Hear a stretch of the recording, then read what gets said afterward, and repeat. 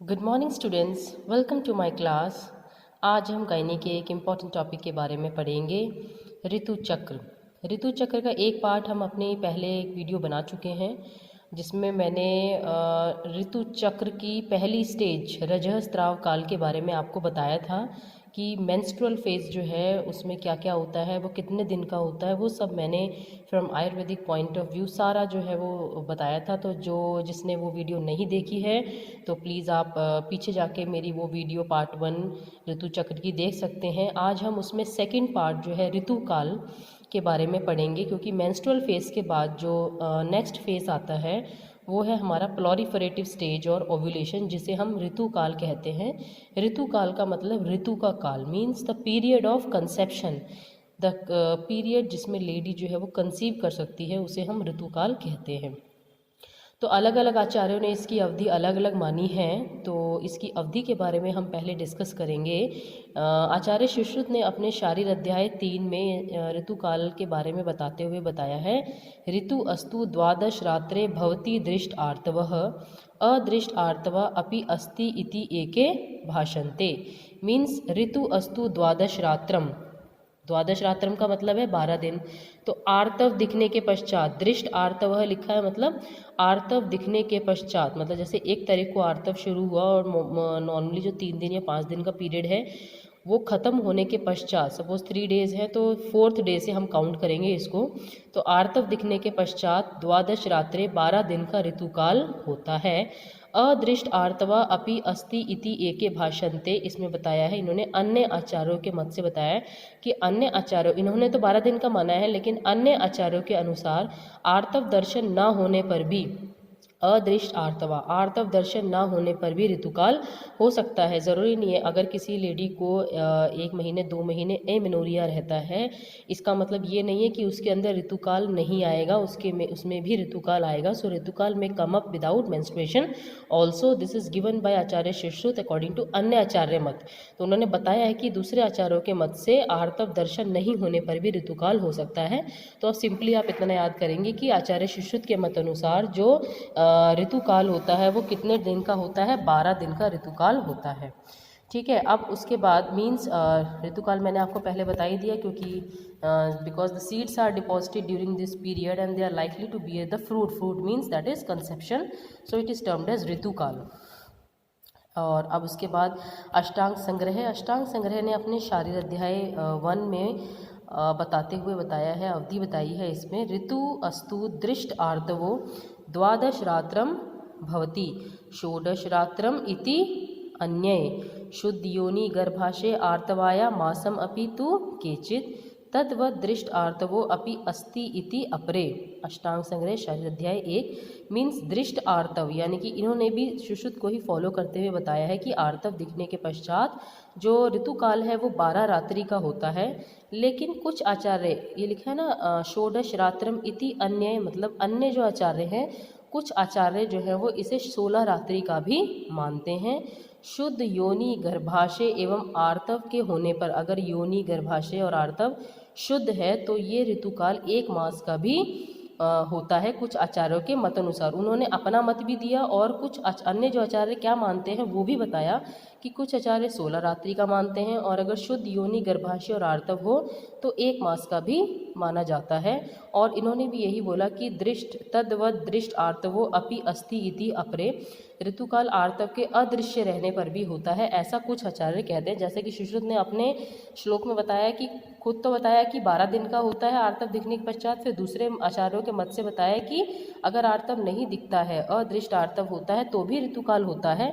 इसी प्रकार से अष्टांग संग्रह ने अपना मत बताते हुए फिर उसके बाद दूसरे आचार्यों का मत बताया है कि 12 आर्तव दिखने के पश्चात 12 रात्रि का होता है ऋतुकाल, और कुछ आचार्यों के मत से 16 रात्रि का, कुछ के मत अनुसार 1 मास का, और जब आर्तव के अदृश्य रहने पर भी ऋतुकाल होता है। तो ये आचार्य सुश्रुत के मत अनुसार अवधि बताई गई है। उसके बाद अष्टांग संग्रह शारीर अध्याय 1 में बताई गई है। उसके बाद जो अष्टांग हृदय हैं उन्होंने भी 12 रात्रि का ऋतुकाल माना है, ऋतु अस्तु द्वादश निशा कह के ऐसा बताया है। ये अलग अलग मत है। उसके बाद भाव प्रकाश है, ये आपने श्लोक पहले भी पढ़ा होगा अपने फिजियोलॉजी में, तो ये वही श्लोक है, आर्तव स्त्राव दिवसाद ऋतु षोडश रात्रयः गर्भ ग्रहण योग्य तु स एव समय स्मृतः। वेरी इंपॉर्टेंट श्लोक। आर्तव स्त्राव के दिन से लेकर, अभी इसमें क्या इंपॉर्टेंट है कि सभी आचार्यों ने क्या बताया है, आर्तव दिखने के पश्चात और ऋतुकाल 12 रात्रि का माना है मोस्टली, जैसे सुश्रुत हैं जो हमारे मेन आचार्य हैं, अष्टांग संग्रह है, अष्टांग हृदय हैं। लेकिन जो भाव प्रकाश है उन्होंने क्या बताया है, आर्तव स्त्राव के दिन से लेकर, जैसे मैंने बताया ना फर्स्ट डेट को अगर आर्तव मेंस्ट्रुअल फेज शुरू हुआ है, मेंस्ट्रुअल ब्लीडिंग स्टार्ट हुई है, तो फर्स्ट डे से ही कैलकुलेट करेंगे।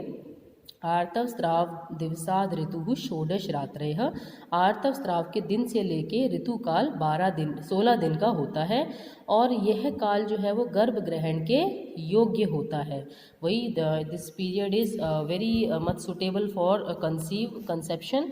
सो गर्भ ग्रहण के योग्य होता है, ऐसा करके भी भाव प्रकाश ने बताया है। तो आप मेनली अगर आपको याद करना हो, वैसे आपको सब याद हो तो ठीक है, लेकिन आचार्य सुश्रुत का जो है और आचार्य भाव प्रकाश का जो है वो आप याद कर लेंगे। आर्तव स्त्राव दिवसाद ऋतु षोडश रात्रयः गर्भ ग्रहण योग्य हेतु स एव समय स्मृतः। ठीक है। अब जो काश्यप हैं, महर्षि काश्यप हैं, उन्होंने क्या बताया है, उन्होंने जो जाति हैं उसके अनुसार अलग अलग दिन का ऋतुकाल बताया है कि ब्राह्मणी के लिए 12 दिन का, ब्रह्माणी के लिए 12 दिन का, क्षत्राणी के लिए 11 दिन का, वैश्या के लिए 10 दिन का और शूद्र के लिए 9 दिन का ऋतुकाल बताया है। तो उन्होंने जो है वो इस तरह से जाति के अकॉर्डिंग जो है वो कास्ट के अकॉर्डिंग उन्होंने डिवीजन किया है ऋतुकाल का। और आचार्य जो भाव प्रकाश है उन्होंने ब्राह्मण के लिए, ब्रह्माणी के लिए 12 दिन का, क्षत्राणी के लिए 10 दिन का, वैश्या के लिए 8 दिन का और शूद्र के लिए 6 दिन का ऋतुकाल बताया है आचार्य भावमेश्वर ने। ठीक है। तो ये इस प्रकार से आप इसमें याद कर लेंगे, ये पूरा ऋतुकाल की अवधि के बारे में बताया है। अब ये जो ऋतुकाल बोल रहे हैं, पीरियड ऑफ कंसेप्शन, मॉडर्न में हम इसको प्लॉरिफरेटिव स्टेज, क्योंकि मेंस्ट्रुअल फेज के बाद क्या होता है, प्लॉरिफरेटिव स्टेज होती है ना, उसके बाद फिर ओव्यूलेशन होता है 14th डे, फिर उसके बाद सिक्रेटरी फेज आता है। इसके बारे में भी मैं आपको बाद में बताऊंगी डिटेल में, लेकिन अभी हम सिर्फ इतना ही बताएंगे कि प्लॉरिफरेटिव स्टेज होती है। तो वो जो प्लॉरिफरेटिव स्टेज है उसको हम इस ऋतुकाल से कंपेयर करते हैं, क्योंकि वही टाइम ऐसा होता है जिसमें लेडी कंसीव कर सकती है। अब आयुर्वेद में इसी काल में, ऋतुकाल में ही गर्भाधान होने का क्या कारण बताया गया है, इसके बारे में आचार्य सुश्रुत ने अपने शारीर अध्याय 3 में ही डिस्क्राइब किया है। नियतम दिवसे अतीते संकुचिति अंबुजम यथा ऋतौ व्यतीते नार्यः तु योनिः संव्रियते तथा।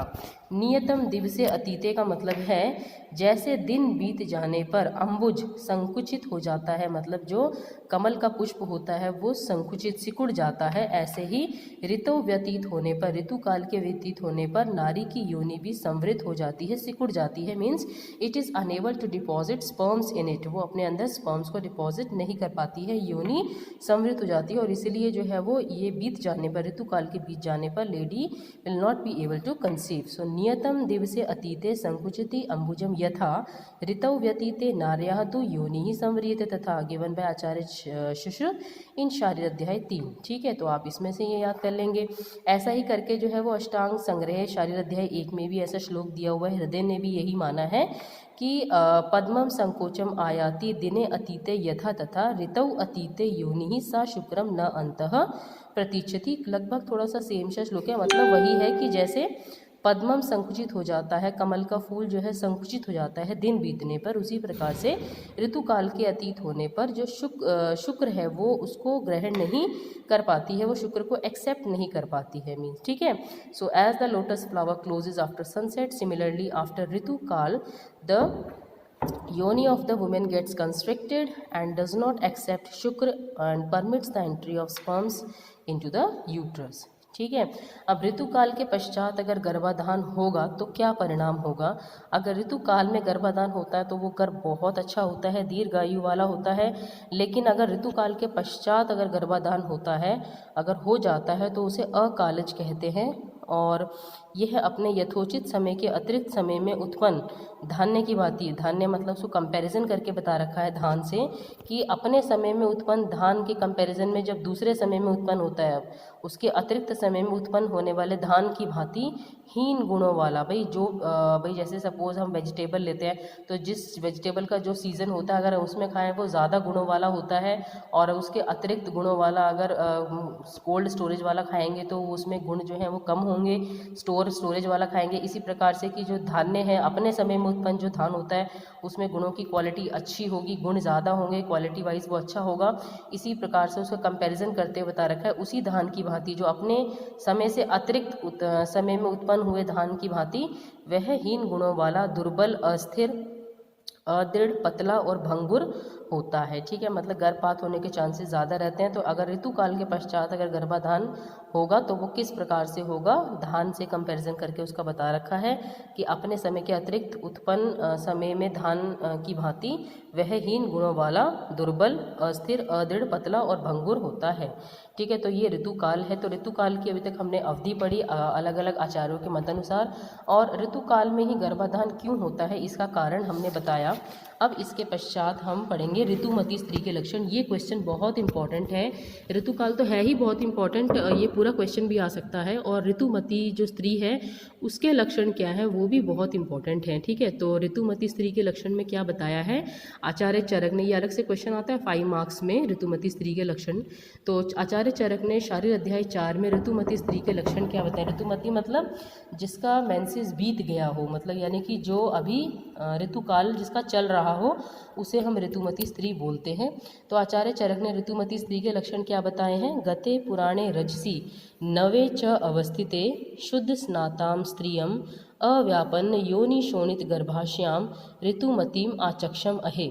मतलब पुराने रज के बीत जाने पर, नए रज के अवस्थित हो जाने पर, शुद्ध स्नान की हुई स्त्री, अव्यापन्न मतलब दोष रहित, योनि शोणित मतलब आर्तव, और गर्भाशय वाली जो स्त्री होती है उसको ऋतुमती कहा जाता है। मतलब पीरियड ओवर हो जाने के बाद, मेंसेस ओवर हो जाने के बाद, पुराना रज बीत गया, अब नया अवस्थित हो रहा है, अब आगे नेक्स्ट साइकिल में नया आएगा। तो जो पुराना रज था वो बीत गया, सपोज 1 to 3 डेज तक आया, 4th डे से जो है वो स्त्री क्या कहलाएगी, ऋतुमती कहलाएगी। ठीक है, 14th डे तक। तो गते पुराणे रजसी नवे च अवस्थित शुद्ध स्नाता, क्योंकि जब मेंसेस होती है उसमें कहा जाता है कि बाल नहीं धोते और ये नहीं करते, तो शुद्ध उसके बाद फिर जो है वो स्नान किया जाता है। तो रजस वाला में मना किया हुआ ना, मैंने अपनी लास्ट वीडियो में रजस वाला चर्या जब बताई थी तो उसमें बताया था कि रजस वाला स्त्री को क्या क्या निषेध है। उसके बाद वो शुद्ध प्रकार अच्छे प्रकार से स्नान करके श्वेत वस्त्र और माला का धारण करेगी। तो यही लिखा हुआ है कि पुराने रज के बीत जाने पर, नए रज के अवस्थित हो जाने पर अच्छे प्रकार से स्नान की हुई स्त्री और उसका योनि शोणित और गर्भाशय शुद्ध हो जाता है पीरियड के बाद, तो ऐसी स्त्री जो होती है उसे क्या बोलते हैं, ऋतुमती कहते हैं। और आचार्य सुश्रुत ने अपने शारीर अध्याय 3 में बताया है कि ऋतुमती किसे बोलते हैं। ये श्लोक आपको अच्छे से याद करना है, तीनों या 2, आप जैसे भी आपको ठीक लगे। पीन प्रसन्न वदनाम प्रक्लिन आत्ममुख द्विजाम, मतलब उसका जो मुख होगा वो प्रसन्न और पुष्ट होगा। उसके जो आत्मा, मुख और जो दांत हैं, द्विज मतलब दांत, वो क्या होंगे, क्लीन, गीले मतलब। ठीक है, और नर कामाम प्रिय कथा, मतलब वो नर की इच्छा करेगी, प्रिय कथाओं की सुनने की इच्छुक होगी। उसकी कुक्षी, अक्षी और मूर्ध मतलब सिर कैसे हो जाएंगे, स्त्रस्त मतलब ढीले हो जाएंगे। सफुरत भुजकुच श्रोणी नाभि उरु जघन स्विचाम, ये सभी चीज़ें श्रोणी, नाभि, उरु, जघन, स्विच जो है वो जो बटक रीजन है ये क्या हो जाएंगे, उसमें सफुरन होगा, स्पंदन होगा। हर्ष औत्सुक के अपराम च अपि विद्या ऋतुमतीम इति, हर्ष से भरी होगी ऐसी स्त्री जो है उसे हम ऋतुमती कहेंगे। ये आचार्य सुश्रुत ने अपने शारीर अध्याय 3 में डिस्क्राइब किया है। इसी तरह से अष्टांग संग्रह ने और अष्टांग हृदय ने अपने शारीर अध्याय 1 में बताया है कि थोड़ा सा वैसे इसी तरह का श्लोक है। श्याम प्रसन्न वदनाम सफुरत श्रोणी पयोधराम, मतलब जो शाम का मतलब वो कृश हो जाएगी, उसका मुख प्रसन्न होगा श्रोणी में और उसके स्तनों में। पयोधराम मतलब पय मतलब दूध, पयोधरा मतलब स्तन, तो उसके श्रोणी में और स्तनों में सफुरन होगा। उसकी अक्षी कुक्षी जो है वो स्त्रस्त हो जाएगी, ढीली पड़ जाएगी। स्त्रस्त अक्षी कुक्षिम पुंस कामाम विद्याद ऋतुमतीम स्त्रियम, ऐसी स्त्री को, और वो नर की इच्छा करेगी, ऋतुमतीम स्त्रियम, ऐसी स्त्री को हम क्या बोलते हैं, ऋतुमती कहते हैं। तो इस प्रकार से तीनों आचार्यों ने, चारक ने, सुश्रुत ने और अष्टांग ने अलग अलग अपने शारीर अध्याय के चैप्टर्स में ऋतुमती स्त्री के लक्षण को डिस्क्राइब किया है। जैसे हमने रजस वाला चर्या बताई थी उसी प्रकार से ऋतुमती के लिए भी चर्या बताई गई है कि क्या क्या उसे करना चाहिए।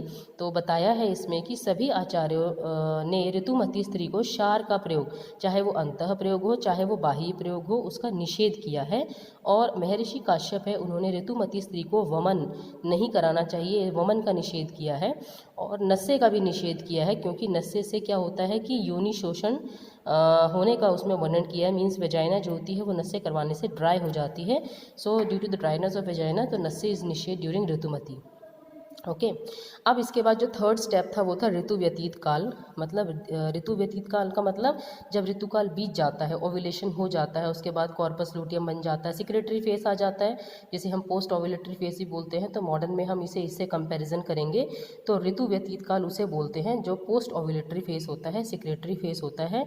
तो इस काल में तो वैसे आचार्यों ने किसी भी कोई परिवर्तन का स्पष्ट उल्लेख संहिताओं में नहीं किया है, केवल योनि संवरण होना ही वर्णन है। इस काल में गर्भाधान क्षमता कम हो जाती है और आधुनिक दृष्टि से हम इसे, मैंने पहले बताया, सिक्रेटरी फेस और पोस्ट ओव्यूलेटरी फेस जिसमें कॉर्पस लूटियम बन जाता है, जो लास्ट के 14 डेज होते हैं उसको हम आयुर्वेद में बोलेंगे ऋतु व्यतीत काल। ठीक है, तो उसमें क्या होता है ऋतु व्यतीत काल में, ऐसा बताया है कि जो अभी हमने पीछे श्लोक पढ़ा ना, नियतम दिवसे अतीते संकुचिति अंबुजम यथा ऋतु व्यतीते नार्यः तु योनि संवृते तथा सुश्रुत ने दिया है शारीर अध्याय 3 में। तो बस वही श्लोक कि दिन बीत जाने पर जैसे कमल सिकुड़ जाता है, ऋतु बीत जाने पर, ऋतुकाल बीत जाने पर नारी की योनि संवृत हो जाती है। तो यही बस हमारे आयुर्वेदिक क्लासिक्स में सिर्फ इतना ही डिस्क्रिप्शन दिया है ऋतु व्यतीत काल के बारे में, तो आप ये पढ़ेंगे इसमें। तो ये आज हमारा टॉपिक जो है ऋतु चक्र का कंप्लीट होता है, जिसमें हमने तीन स्टेजेस में डिवाइड करके पढ़ा है। पहला रजस्राव काल, जिसका वीडियो मैंने पहले बनाया हुआ है, आप जिसने नहीं देखा है वो प्लीज़